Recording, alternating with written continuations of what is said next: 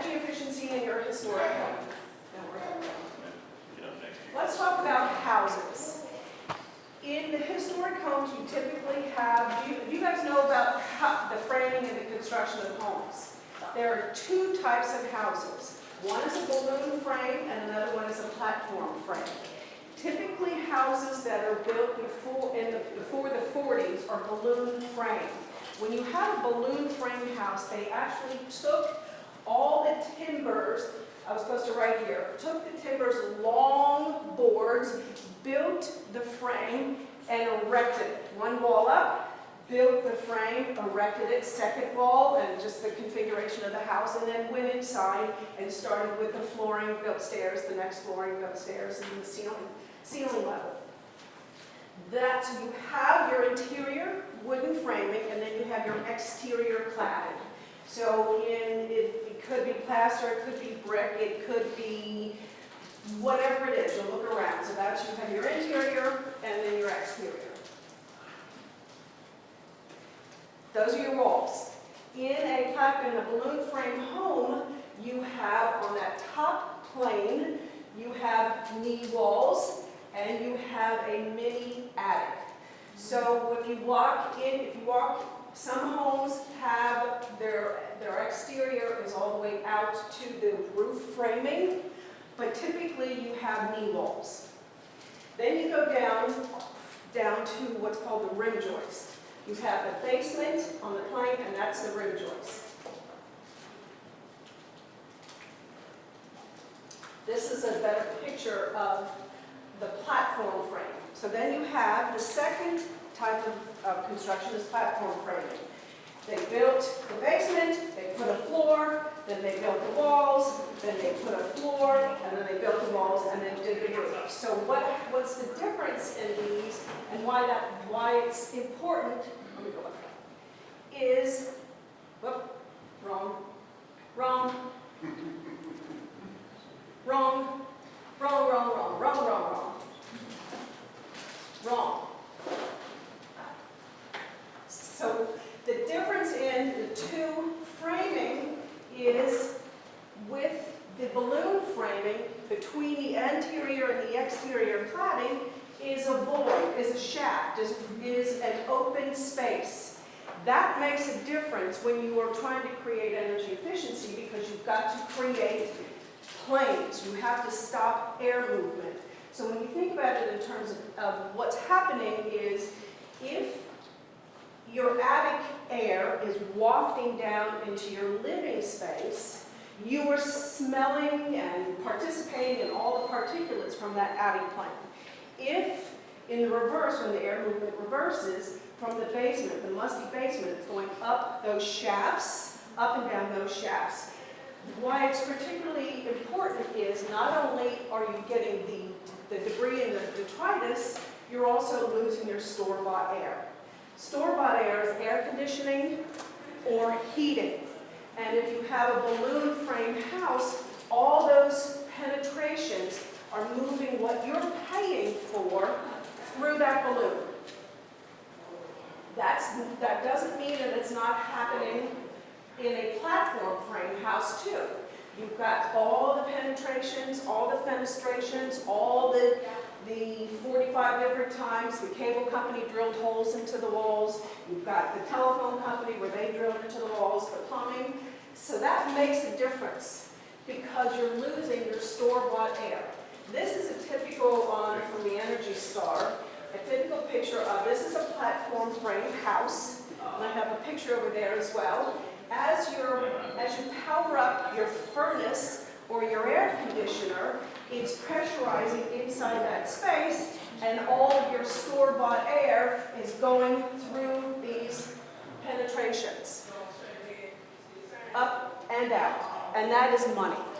You're paying for it to be heated, you're paying for it to be cooled. As you send it out, you're losing money. In the energy efficiency world and the building world, we're trying to create both a thermal pressure and for pressure and heat. So they have to be in alignment. If they're not in alignment, that air follows the path of least resistance and goes to where it's ill-aligned.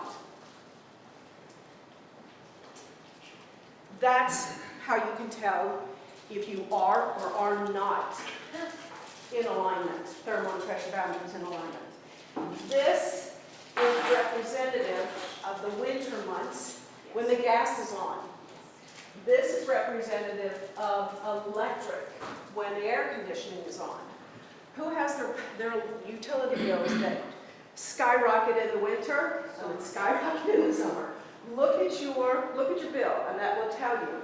When you're looking at it, you can see there's not much cooking. Look, there's not much cooking that's going on with the usage of gas. That's purposeful. But I definitely want to make sure that I'm using my computers and my lights, so you get a baseline on what you need. And anything that jumps up and jacks up after that is a waste of energy, which means I'm just giving the money to Duke. When you look at where you spend your money, the predominance of it goes into the heating and the cooling of your spaces. We call that opportunities for improvement. So as an energy auditor, and a building BPI inspector, what you do in the energy efficiency world, you have to look at the opportunity. The biggest and the best bang for your buck is doing your attic plane first.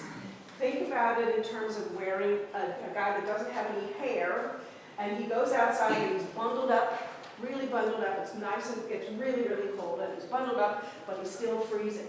He's losing all the heat, or she is losing all the heat out of the top of their head. It's easiest. It's not easy to do it physically, but your biggest bang for your buck is on that attic plane. Put a hat on. That's what you do with the insulation. That is where you're going in.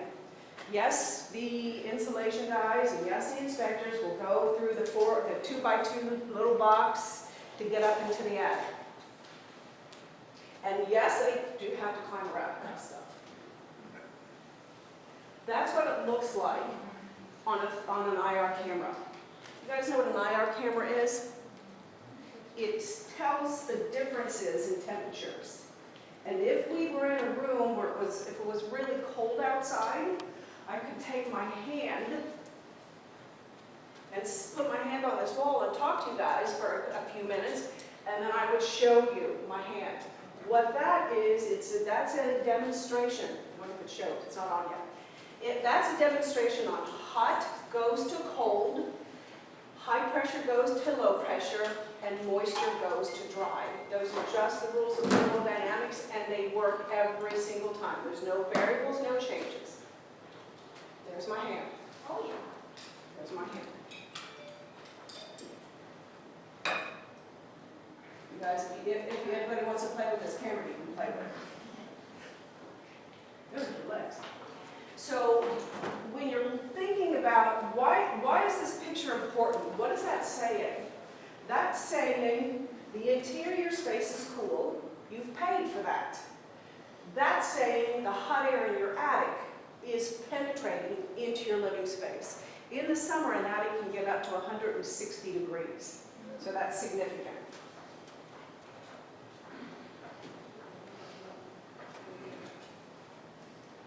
Okay.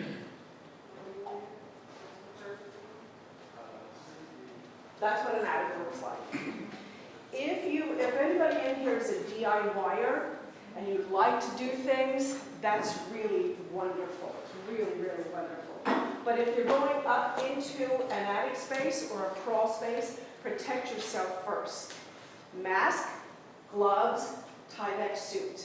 And be very careful. Always walk on the boards or walk on the framing members. I have fallen through a drywall ceiling, and it is not fun. It is not fun. So be very, very careful. What we're looking at here is, first of all, it's quite obvious that there's a lot of dust and debris. Anytime you power on your air conditioner and move, or your furnace, you're moving that air, and if you have not isolated your attic plane from your living space, that's what's coming into your house. So there's a couple things going on in here. One is, these look to be, these are recessed lights. That's what, the old time when they had the big old boxes. You've got inconsistency in the insulation that's in here. Some you've got free fiber, you've got batted.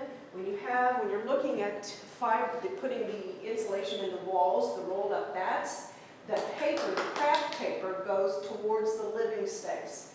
This one's backwards, because it's got the paper up into the attic.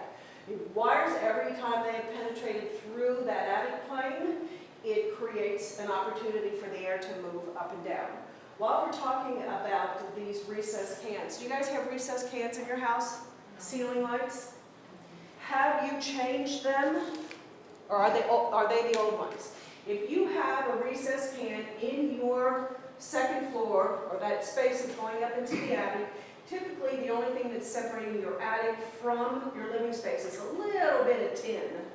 And it's inefficient. There's an easy way to fix that. Pull out the light and get recessed cans that go in there. These are LED and they're airtight. When we first started changing out those lights, we were charging $75 for each one of them that we were changing out because it was expensive.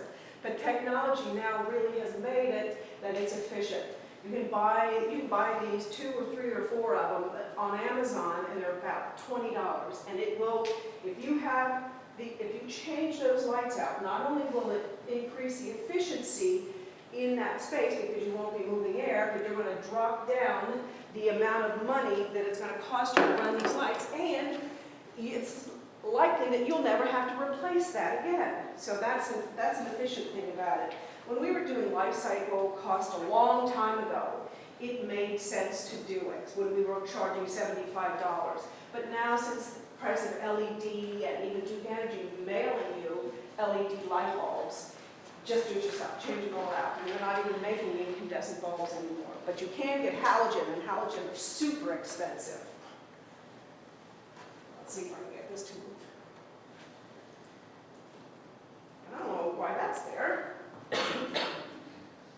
All right, that's another picture that was in that attic plane. This is an attic plane. Again, the craft paper is into the attic plane, which is inefficient, because that's not a conditioned space. You can put it up there for ease, but it's not necessary. And why are you insulating that exterior wall when this is where you want to insulate? That's in an attic. That's a chase. Going all the way from the basement up into the attic plane. Air wafts through there like crazy. Those in the energy efficiency world call those opportunities. So this is your little mini attic, and that is those are your knee walls. So that's what we're looking at here. And yes, insulation can go into that mini attic. But an attic has to breathe. You just don't want it to breathe inside your living space. So you have to have, there's math and ratios around how much air your attic should breathe. And if you ever have anybody that does roofing or changes out, have them make sure that they're giving you enough space. Your attic has to breathe, and your living space has to breathe. If you say you got the energy efficiency bug and you want to make everything efficient, you want to make your house tight, you want to do this, you want to do that, you can make it so that it's so tight that it's not good. It has to breathe. Otherwise, you're holding all that detritus and all of the germs that we're expelling in that space. So anybody that's doing air sealing and insulation and roofing, have them run those numbers, because there's numbers on how many cubic feet per minute needs to change in your house, and that's based on square footage, the stories, and the number of people that live in your space. I'm sorry, by breathe, do you mean like a space between the house and the outside to come in and out? Yes, or do you mean fresh air. Okay, Fresh air. Yes, fresh air. Your attic has to breathe, otherwise it can get so hot in there that it will warp everything. And your living space has to breathe because you want fresh air. We need fresh air to breathe. That's an access to a knee wall. Does anybody have knee walls in here? And I love when people say, that's where my ghost is.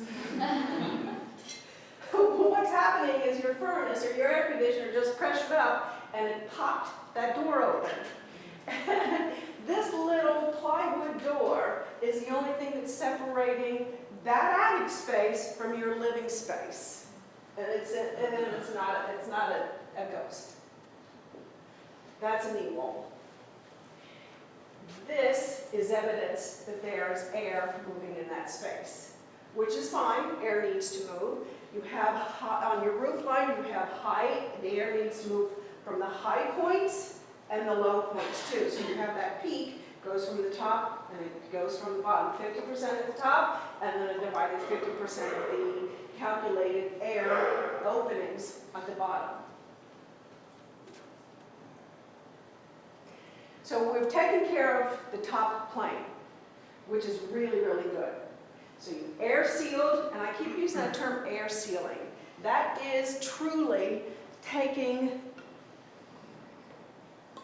something like this and going around all these penetrations that are in that attic plane. You might need to use backerboard, you might need to use polystyrene, but any of those chases and planes and openings need to be sealed, and then you insulate it. Then you go down to the next opportunity. Let's hit the low-hanging fruit, and that's the rim joist. So you guys know what a rim joist is? You have your foundation, and in some cases, especially in the older homes, it's stone, not bricks, and there's irregularities in there, so you might see voids. There's a plate, and then there's a piece of wood, and then there's a plate. The piece of wood that runs in the vertical plane is called a rim joist. That piece of wood is the only thing that's separating your interior space from the outside.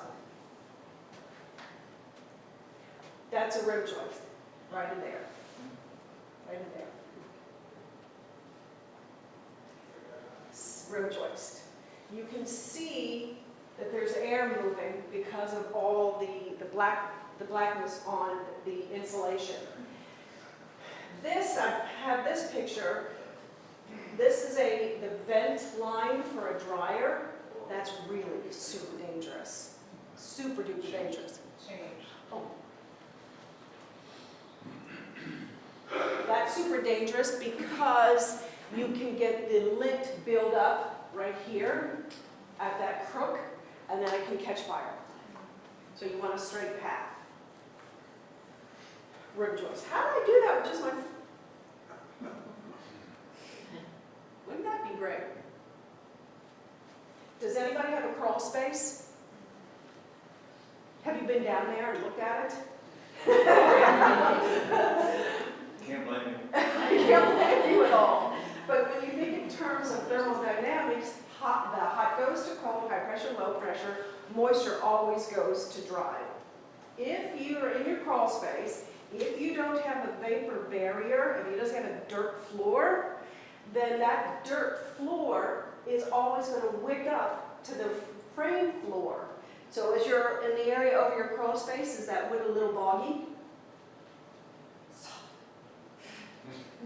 Go look. Go look.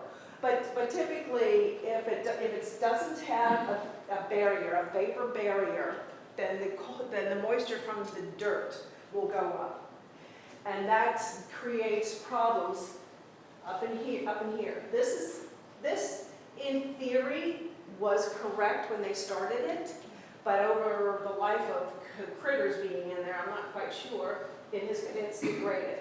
But there you can see that they have the barrier down and up the wall, and then yes, insulation on that floor frame is of value because you're keeping that floor warm.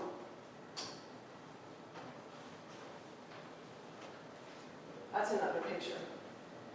And anytime you see dust and debris, that means air is moving. You guys are mighty quiet today. A lot of information. So if you have a question, holler it out. Well, while you're in the basement there, we get an awful lot of these heavy rains, and I get some moisture in my basement. Are dehumidifiers recommended in basements around here? That's a really good question. But if you think about it in terms of thermodynamics, if you're pulling the moisture out with that dehumidifier, what's going to happen? Moisture's going to come right back in and fill that space. Your best bet is to cure the source. So check your foundation. Make sure that the dirt is sliding away from it. In some cases, you don't really pay attention because there's a lot of shrubbery or things up against the house. But if the dirt has dropped down and not at an angle, you could get water just rolling in, and then water is like air, it goes to the path of least resistance. So you're better off trying to find it at source. Your gutters, if your gutters are overflowing, then they're going to pour over the edge of the gutter and go down to the ground, which is going to find the path of least resistance. That was a good question. Yes. In respect to that, I noticed it came up from the floor, the sewer floor. I had to have a sump pump put in to fix that issue, and that's more of a water district issue if you ask me. It is. When they built the homes, they had no concept of how growth and development was going to take place. And you want to tell you something really yucky? We have she says no. We have combined stormwater and sewer systems here. And what does that mean? It means gross. That means if that stuff's coming back up, it's not. You put on your Tyvek suit and you function hazmat when you're cleaning that up. That's what that means. Yes. I don't know if this is where this is, but I had some specific questions about wood frame houses, especially around insulation, which I know there are certain things that you can and can't do regarding, you said, the attic with breathing. And I don't know if you can speak to, or if that's part of your presentation, about the ability to insulate. There's certain, I've heard that there's certain things that you can't use in wood frame houses versus, older wood frame house for the walls, just because of breathing. Yes, your walls need, it depends. If you're looking at insulation, this is typically what goes in an attic. And this is, if you're talking green, this is awesome because this is recycled paper. That's what cellulose is.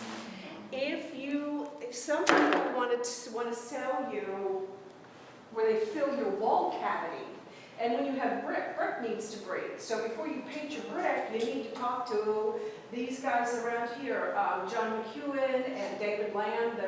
They are giving a presentation on lath. I'm not sure when they're giving it, but it's a real demo. But talk to them about painting brick or painting plaster. So to address your question, you don't really, for me as an auditor, I would never say put in spray foam up in the cavity of your walls. First of all, you're going to hit, with the way they frame things, you're going to hit blocks. And you just don't have single cavities with nothing in them. So jamming a little tube in there and squirting, you might only get that much of the insulation, the foam insulation. But because there was a block there, and then there's a whole big void like this. So I hope nobody in here works for spray foam insulation company. But if you do it in the attic plan. You could, in theory, if I'll get myself lost in these slides, so I'll just say, in theory, if you have knee walls, in theory, you can take that exterior, you can move those knee walls and take them all the way to the outside of that roof line if you properly insulate it and support it, of course. And that is where spray foam is of good value. So yes, you're correct. And So what do you do with, the way our house was built is that instead of having the cavity going up from one floor to the other, there's actually you have a platform block frame. that you're talking about. Yes, platform. It's a platform. Yes. So do you just have to do it from the basement and from the? Yes. From the attic? Is that? Pick low-hanging fruit. Change your lights to LED lights. Do your attic plank, do your rim joist. And then if you really want to, I have a slide in here on what's the next steps. Who puts their dog in front of their fireplace to keep the doors from popping open. That's just air moving in and out of your fireplace. A simple fix on this is a chimney balloon. And it goes inside, it goes over that plate into the void and it blows up to hold the air moving. So you can't move it and you can't move it. And there's also a little red tag that you put on the grate to remind you to take that out if you want to put a fire in your fireplace. Would that fit any, like I have a really old, like 120-year-old thing, would that fit in that? Yes, they do. Or an easier one to do is get a black bag, stuff insulation in it, stuff it up in there, and close it. That's an easy way. That's a MacGyver. These are chases as well. Plumbers, I love the plumbers. I love them so much, but they tend to make a hole this big for a pipe this big, just because it's easier. And then if you have a balloon frame house, or even in platform frame houses, where those big holes are, those are chases. Then it's wafting in and out, up and down, and taking your store-bought air. Another picture of the IR, why it matters. That's web stripping. This is a $20 fix, and you're saving a lot of money. There's a lot of low-hanging fruit here. So if you measure it, you can manage it. We know by that utility bill when and where things are happening. We know based on the construction of the house, what the likelihood of the construction methods and what you're going to find when you go up into that house. Has anybody ever had an energy audit? Was it of value? Did you find it valuable? They were, when the Greater Cincinnati Energy Alliance was operational, they were offering free energy audits. I don't know that that's available anymore, but if you call a company for an audit, typically they'll charge you, and then they say if we'll do the work, we'll take the price of that audit off the work. That's typically the way it works. A couple of years ago was one a free-ish audit. It wasn't an extensive audit, but they would come in and do weather stripping on the doors, insulate pipes in the basement, and a few other things. I'm pretty sure they'll still do it, but only for certain types. Like I have a building that has 3 units, they refuse to come and help me. They think it could be standalone or maybe apartments, and that's it. And anything helps. It helps to do that, but you can do that on your own. Why have somebody come in your house? If you have an auditor that comes to your house and they don't look in your attic, then they're not being of good service or value to you. They should look at your attic. They should look at your utility bills. They should look at your HVAC system. They should look at your water heater. Because not only is it about energy efficiency, it's about the health of the people, the participants. And that's another slide, but why do we do it? Why are you doing it? You're doing it to save money. So as we saw in that slide earlier, the predominance of the dollars that you spend are on heating and cooling. If you cap down your attic, you close off your rim joists, you eliminate all those chases, you systematically save money. It's a rule of thumb is 30 to 50% of your utility bill can be saved by doing these energy efficiency measures. The little ones? The big ones, the attic. Just to add a note here, I was surprised when there wasn't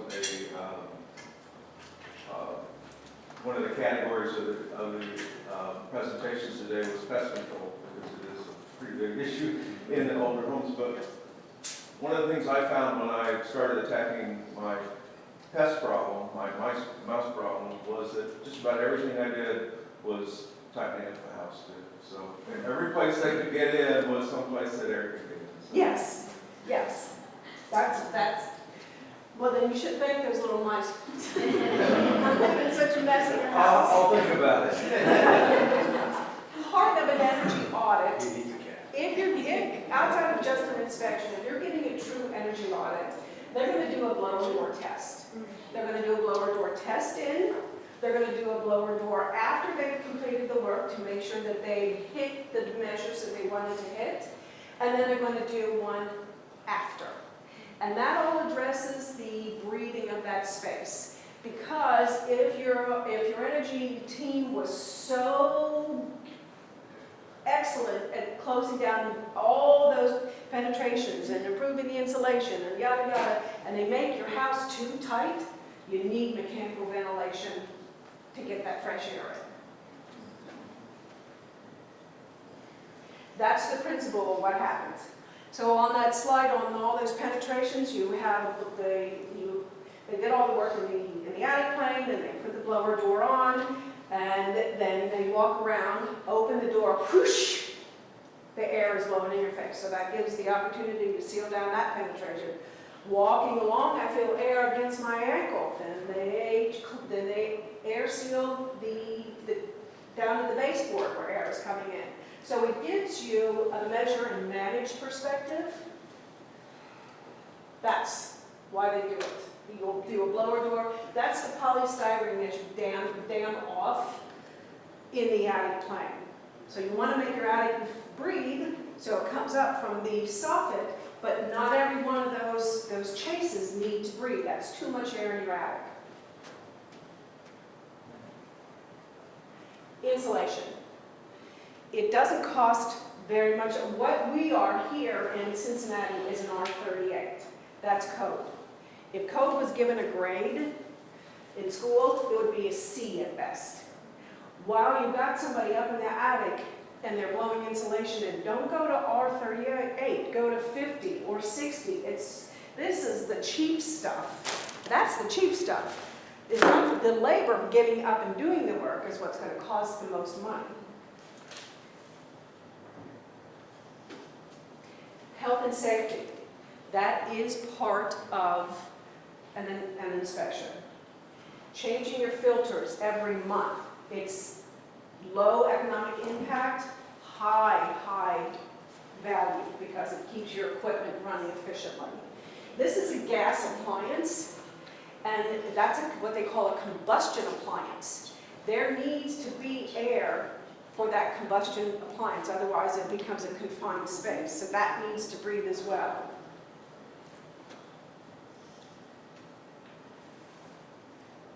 You guys have gas water heaters or electric water heaters? Yes. They're very efficient, but it's also a combustion appliance. This is extremely dangerous. That's where the gas is going in. That's where the hot vapors are coming out. If you have a gas appliance, you can only, I'm going to say, don't insulate it unless you just insulate the cylinder. On an electric water heater, you can blanket the entire unit because you don't have any opportunity for a combustion or spark or ignition coming out. That, if you look on the top of your water heater, look to see if there's any corrosion. If you have corrosion, it needs to be tuned up because the water vapors are eroding the metal of that water heater. This is dangerous. Duct tape. And somebody addressed the pipe. And it's really, really efficient, especially in the older homes. You don't have the PIC line or the PVC, but you have copper lines. If you're thinking about thermodynamics, hot and cold, hot goes to cold, it takes longer. It's called a standing loss. So I'm up on the 3rd floor and I'm turning my hot water on. The water heater's down in the basement. As the hot water goes up the pipe, it's right next to a cold line. So that heat is going to that cold pipe, and it's got a heat here, warms here, heats here, warms here, all the way up to the 3rd floor. So wrapping your heat pipes makes sense. It makes sense. Always have CO monitors. Even if you live in a complete electric house, CO monitors, because you have cars that emit noxious gases. Something really, really interesting, I don't know if you guys knew, in our area, there's something called greening the MLS. This is probably 10 years that it's been in the making, and there's not a lot of conversation around it yet, but there will be. And if you are interested, you just go on to greening the MLS, and here's a worksheet. If you're doing any work in your house and you're doing any efficiencies, keep track of it, because it increases the value of your house. And if you are getting ready to sell, it'll increase the value of your house. They say, I haven't sold my house yet, but they say 20 to 25% increase efficiency. People are looking for energy efficient homes. That's the #1 searched new home category. Those are all the things that they look for, and it's on the Greening the MLS worksheet. You want to just have it and remember everything that you have. Yes, you can do solar, even in these beautiful historic homes.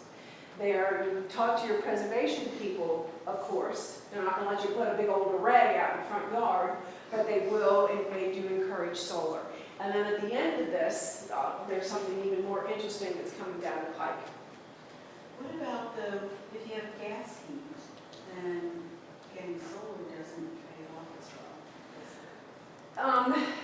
But you have a furnace that runs. There's a motor in that gas furnace, and then you have air conditioning, and then you have all of your appliances. You have to do the ratio on it. And for my house, it was $40,000 for solar, and I couldn't justify it, even though I really believe in it. It didn't make physical sense. But the vast majority of the savings will be in the summer because of the AC. yes, because of the AC, because solar affects electric. But there is something very interesting coming down the pike about that. You can also do energy efficiency for your landscaping. If you are getting ready to plant trees, plant deciduous trees on the west side. West is where your heat's coming in. In the summer, those trees are going to be full. They'll block that sun, so your house will stay cool. In the winter, the leaves are gone, that heat comes in, and you get the heat gain from the sun. So you have opportunities on creating positive or using less energy based on landscaping. Lead paint. I think, were you in the presentation last year? Anybody that has a house that's been painted and that's older than 1978, and they have wood trim or baseboards or sills, it's likely that there's lead paint in it. It's likely. If it's intact, it's not chipping, it's not an issue for you. But if you're thinking about taking that paint off and going back to natural wood, you're going to want to test it. You're going to want to make sure that what you're dealing with. And if you find lead paint in it, that doesn't mean you can't strip it and bring it back to the wood. That just means you need to follow certain protocols and certain steps, only so the lead paint doesn't go through your house. You can get this on the website, the EPA website. There's a downloadable book about lead paint. And you think children chewing on windowsills, why the heck would you let your child chew on a windowsill? You don't, but they go there because lead is sweet. The reason that the Roman Empire crashed was because they would put lead in their drinks, and it was sweet, and it made them crazy, and it killed them. But if you're interested and you're really trying to check on what's going on at your house, these lead kits they sell at any home remodeling place, right in. Is it like a single-use thing for each thing? Yes. When you do it, if you're looking to test and see, let's say this was painted, and you're going to test to see if it was, in fact, had lead paint on it, you can't just do that because you're going to give it service. You have to score that paint not straight on, but at an angle. You've got to get down deep to all the layers of paint that's on there. And then you dauber it, and then squish this thing, and then there's a little test. Put it right here, and it'll let you know if there's paint in it. And you can, the best, it's strongly suggested that you test in 3, you don't have to do 1, 2, 3 here, but at least 3 places in the room to see if it's in, if there's lead paint or not.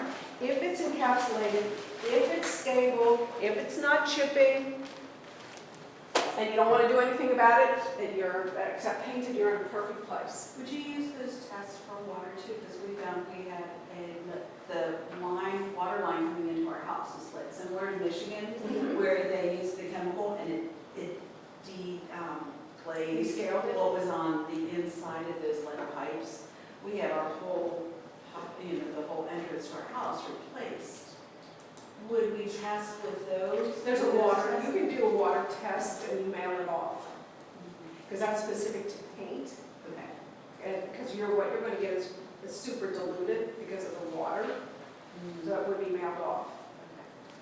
This is what's cool. Have you guys heard of this IRA? And it's not about your individual retirement account. It's all about climate, the impact on the climate, emissions.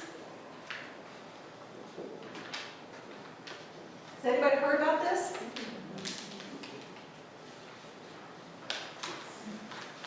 It's like, okay, yeah, well, what? Yeah, we hear it every day. How and why is that going to impact us?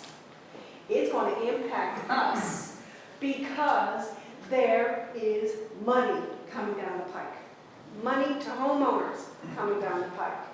And it's not a grant, and it's not a loan, it's incentive money and federal tax credits. We've always, or we haven't always, but for a long time there's been a 30% tax credit on solar. That's still in effect. And that means you still have to pay for it up front, and then you take 30% of the cost of that installation off on your federal income tax. But you still have to cough up the money. There is opportunities here. I'm not sure I understand. Usually she wants to call 911 because I talk with my hands. There is money, anything from $1,200 to $1,500 on putting insulation in your house, to a heat pump, to an electric water heater, to a charging station, to panels, to batteries. It's all here. Why you don't hear about it that much is because the money is there, the money's been allocated, but they have to figure out how to trickle it down to the states, and then the states have to figure out how to trickle it down to the counties, and then the counties have to figure out how to trickle it down to the constituents. They're still in the phase of trying to figure out who the fiduciary agent is in the state of Ohio. And then once they figure out who the fiduciary agent is, then they have to figure out how to manage it, and how do you put controls around it. So that's what is holding everything up. But there is a website, rewireamerica.org. And on that website, on the far right-hand side, there's the calculator. You put your zip code, and then you also put the number of people in your household, and then you put in your average household income. And it'll tell you what your incentives are. There's case studies on there too, on people that are really, that are different socioeconomic from both ends of the spectrum. What the people that have a lot of disposable income, what their incentives are and what their tax credits are, and those that have very little disposable income, what their incentives and what their tax credits are. So it's really very interactive and easy to use, and it's just a little, it kind of breaks it back down to what you're eligible for. Does it, like, for example, I'm interested in the heat pump pump water heater, but I don't know much about it, is that, I don't know if $2,000 for that is a small amount of the total cost of one, or. That's let's pretty talk about comparable. Well, if you think about a gas water heater, a replacement gas water heater is $1,500, that. Okay. easy. And then do you guys know what a heat pump is? Yeah, and what the objective, what the main goal here, and why all this money is coming down the pike, is to completely eliminate the use of fossil fuels, to go 100% electric. That's the motivation. That's not good for the coal industry or the natural gas industry, but that's what this motivation is about. Yes, ma'am? So the weatherization for $1,200, that could be used for the roof, That attic plank, yes. Not a roof replacement, but insulation. the insulation. Yes, Yes, exactly. that's what I'm talking about. Yes, ma'am. So, 25 years ago when I bought my house, I had at that time, the pink insulation all Mhm. done in the attic. Then about 5 years ago, I had blown in. So does that only last for a number of years, or is that a forever? It should, in principle, if nobody's going up there and digging around in it, or moving it around, or the critters aren't throwing it around, if you have a level blanket and it's uniform, it should be no problem. So no reason to have someone check on Look at your utility bill, it'll tell you. If it's spiking up and down during the summer and the winter months, it'll tell you that there's something going on. Yes? I'm like her, I've got that frame house issue, and I know like my walls are like ice in the winter and stuff, so I know I have to do that roof thing and the eave thing. Yeah, attic plane, rim joist. Yeah, I Attic have to plane, do rim that, joist, yes. yeah, because I've even had pipe bursts. in Oh, my- that's bad. Yeah, Yes, ma'am. I'm just curious with this incentive, is that going into effect first off in 2023, to your knowledge? Yes, Okay. late 2023. They just have to figure out who's gonna be the agent of all the money. And then they want to make sure they're still working, there's a huge workforce development component around it too. So they have to figure out how we're going to get the workforce to do this and do it efficiently, what kind of certifications, what kind of accreditations, what kind of licensure, because you don't want Bubba in a truck coming in, climbing up in your attic, and making a mess. Is it related to, so just, I'll use this as an example, to get a credit for putting in a heat pump, do you also have to insulate? Is it relatable, or is it going to be an annual type thing? So let's say this year I want to put in a heat pump, next year I want to insulate, maybe that's not the right way to do it. Yeah. But then does anyone know if that's going to be a repeated thing? So, this year I could get, I'm running, just. My guess is it's going to stay on until they run out of the money. And these are all standalone issues. You don't have to do the whole package. You can do whatever you want to do as long as the money is still available. It's not a one and done, you use one of them and. all of Correct, them are- correct. As long as there's still Each money, one separate. yes, as long as there's still money in the pool to use it, you should go back to get it. My question isn't related to the tax incentive, is that okay? Sure. All right, so my 1908 brick is a 2-watt, and there's about a half-inch air gap in between the brick. And I'm rebuilding it, so I've framed out the interior, Okay. right? And I'm trying to figure out how to go about insulating that while taking into account water, sorry. And I was wondering if you had any suggestions around that. That's a good question. So a paper I read from the parks, national parks, Right.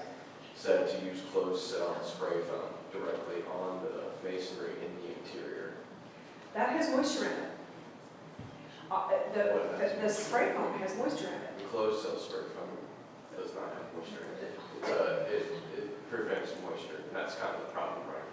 Right, but I think one of the things with those spray foams is the weight, the off-gassing, and then there is moisture with it. And And if I could defer your question to somebody that's, The issue with Parts spray of foam on brick is typically as a, with close-cell foam, it's a vapor barrier. And as a vapor barrier, it's not allowing the brick to dry to the interior, which puts an issue in the winter. You have a freeze-thaw cycle.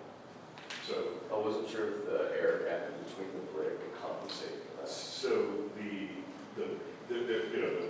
cavity between the two wides is typically, it's going to vary from one course to the next. It's not something that you can go in at one point and spray foam to the whole wall. And the reason why is because if you look at the outside. I wouldn't be spray foaming the air gap. Oh, I got you. Well, the white between them, if you look at the wall, you'll notice you count 8 courses, and then you'll have not a full 8-inch brick, but a 4-inch brick. And that's a roll-up course that happens between the two wides. So it's not a continuous. This one's odd because they don't use the roll-locks, they used steel plates, basically, as like hooks. Yeah, That so it's ties like storage to outside or joists. something. Is that what you're talking And about? it goes inside the mortar. Oh, I see. It's they laid it in some kind of accessory. Yeah, it was bracing, yeah. there are two gentlemen here. Yeah, I've talked to them. Yes, It's fine. they work well, they will answer all your questions, they're Thank you. amazing. I'm not sure what room they're in. Do you know their name?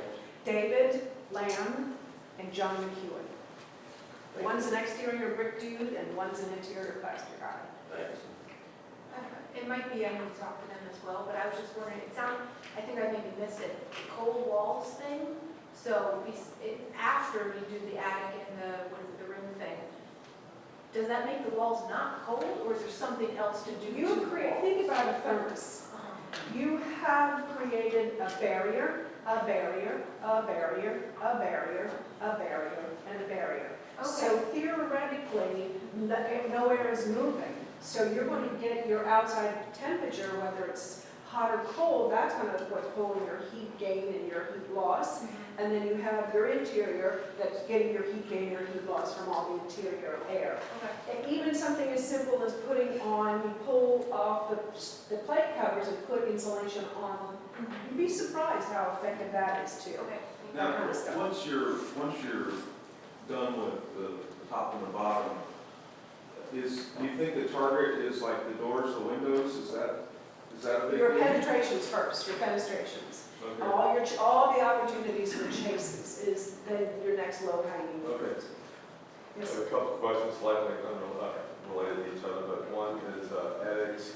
I have a home that's built in 1920 and it has knob and tube wiring in the attic, and I've been told that you should not insulate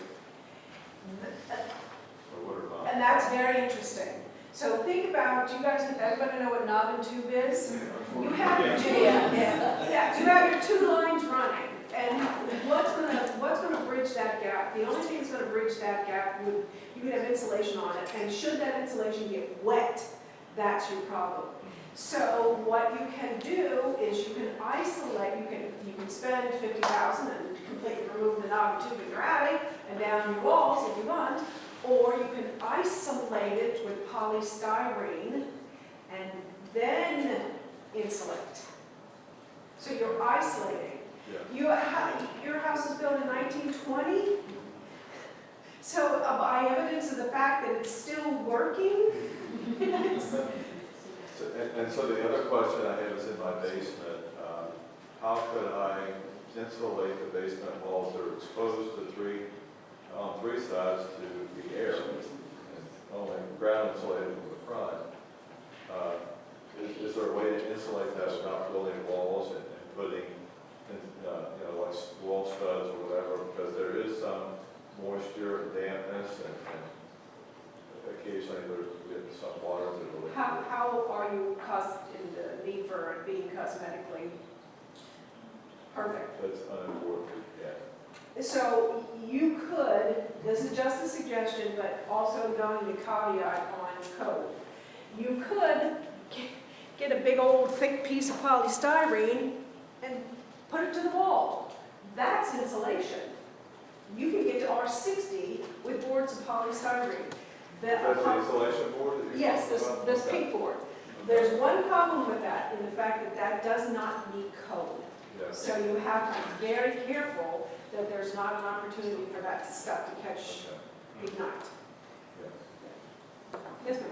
Just one other question about the attic insulation. So what if, so I have an older Victorian that has kind of the eaves that are open, but also someone before I had bought it years ago refinished the upstairs attic, so it's an attic space. So I know sometimes when I've looked at it, there are some areas to block rather than putting in the insulation. So how, any recommendations or suggestions about, because they also have a solid floor between that and the second story of the house, so to be able to insulate that attic space when most of it's finished. Then you need, then the suggestion, for what I'm hearing in my mind's eye, just refinish those little voids to what the rest of the stuff is finished.